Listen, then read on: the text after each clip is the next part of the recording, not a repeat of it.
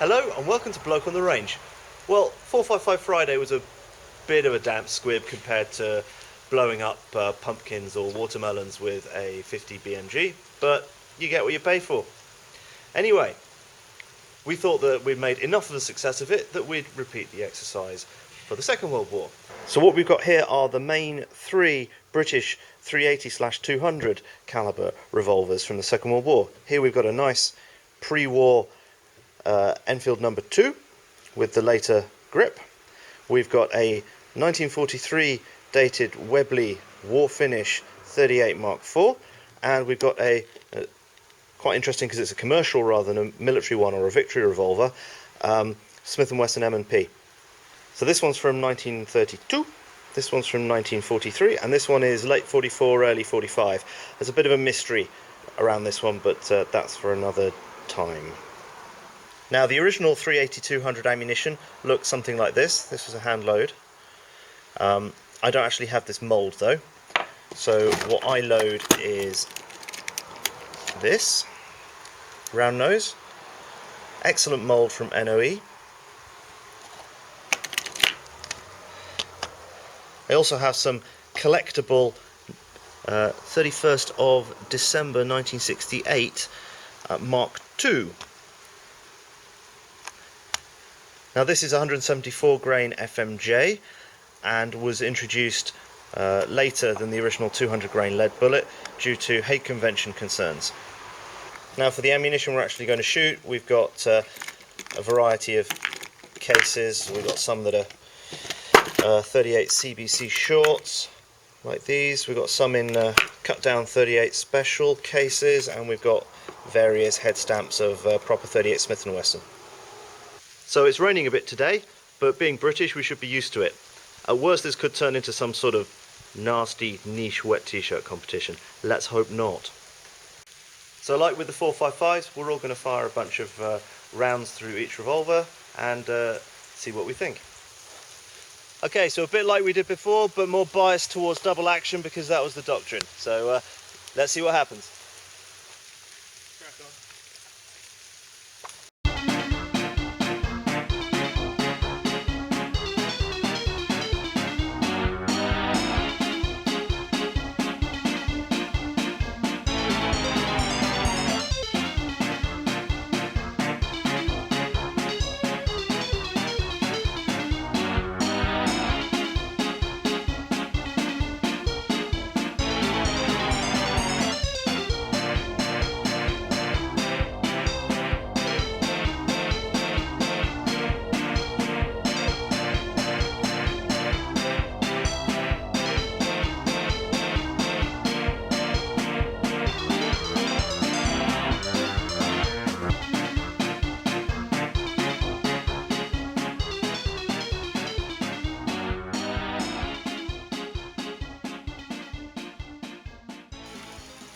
Okay, right, let's keep them open and go take a look.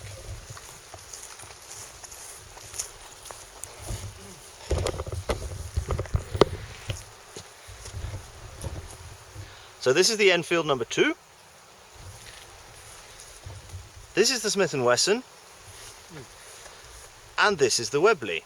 Pretty conclusive, isn't it? Now the funny thing is here that I know for a fact, because I've shot them all at 25 and 50 meters precision, that the Smith & Wesson is the most inherently accurate of them all. And yet here, clearly, people had the most difficulty with it. That's a massive spread, particularly losing them high. Here, the Enfield, okay, it's shooting a bit high, but that group's not bad at all. And then the Webley's a bit in between the two. Now, sights-wise, which has the best? I think the Smith & Wesson is the most comfortable for me.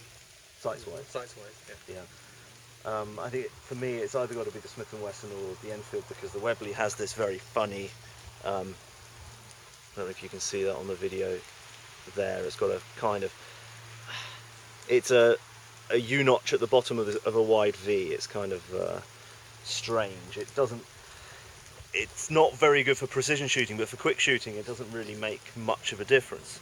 Now of course all of these would have made contact at 10 meters, which is a realistic military range.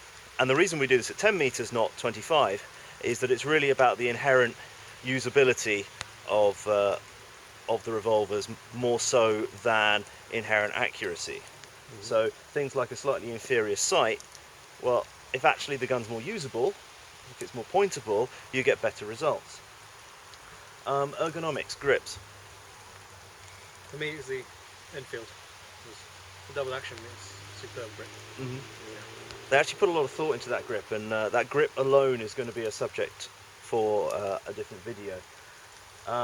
I find the Smith & Wesson very spindly and has a very, very tiny grip and a very short reach to the trigger, which is... Yeah, and a very light trigger. It's got a very light very trigger. light trigger. Yeah. It surprised me on the first shot how light it was. It's by far the best trigger in both single and double action by miles. Oh yeah. None of them are bad triggers in terms of military The revolver. single action on the Webley was actually quite nice. Yeah. Yeah.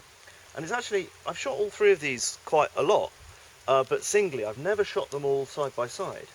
And prior to this, my favourite was the, if I could put the grip of the Enfield on the Smith, but then actually shooting the Webley next to the others, I actually found that the Webley grip for me felt better than the Enfield this time, because the Enfield is very well thought out, but it's very wide, and it just with the shape of my hands, it tends to catch me a little on there.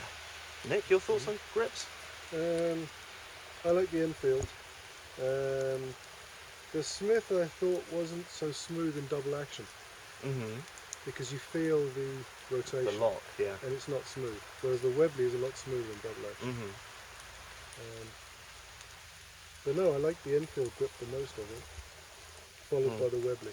What's interesting with both the Enfield and the Webley is that they've both been updated for the 124 grain ammunition. The front sight's cut down so that it should shoot point of aim. In fact, and that has as where are we? And that has as well, because before it was it went up to there, and they cut it back and cut it down a bit. And this one, despite being pre-war, it's had the mid-war Bakelite grips fitted to it. Now, What were they sighted in for, range-wise? combat accuracy. In principle, they should be hitting anywhere from 10 to 25 meters. Would There's they not leave the much. factory being able to hit something dead on at 20 yards, 10 yards? More or less with the ammunition. The other thing is the hand loads are never going to shoot quite to point of. They weren't delivered with a target like a SIG? Oh no! Well, a lot of the mid-war and late-war Enfields that were leaving the factory were leaving the factory wobbly already. So this one's really really good. This one's 1932 and it's really tight. And Lucky to get one. yeah, and the thing is that at 25 meters, that precision-wise, that shoots better than this. That shoots better than all of them. Can I hold that hand Sure. on? Remember what this... Yeah, this wasn't nice in the hand at all. No, it was too thin. small. Yeah, too thin. Yeah. I'm used to it because I've had it for ages and I've been shooting it in competition for ages. So I'm kind of used to it. But when I first got that, my first thought was, what a spindly little grip. They original? Yeah, that's the original. That's how they were? That's a commercial finish. They're commercial grips. Tended to rotate quite a lot. That's probably why Probably you're why I losing put them them high. high, Because I was watching you as you shoot, and mine are down here. It's my gun. I know where it shoots. It's my gun. I loaded the ammunition. I know where it shoots. And these ones, I saw you plug in them, but it's easy to let it slip up. It's easy to lose them high. I think grip-wise, the Webley is a bit in between the two. It fits quite well in the hand, but I'm a bit biased on this because they're mine and I'm used to all of them. So they all feel vaguely natural to me. And actually, the interesting thing is the Chap and Nick's view, who aren't used to these. I think I would turn my nose up at a very wobbly Enfield. Definitely. Double action only wouldn't be a particular worry, but then I can shoot double action. There was a bias against them, particularly the double action only ones, and people would try and swap the double action only Enfields for a Webley or a Smith & Wesson. There were actually Colts as well. Very few of them though. There were only about 10,000 of an equivalent Colt. but I've never actually seen one for sale. Otherwise I would own it. There's still time. So the View is actually the Enfield. It is. Think so? Yep. Right. Conclusive. Well, not as conclusive as 455 was. That was everyone came down in favour of the Webley Mk.IV quite definitively there. Yeah.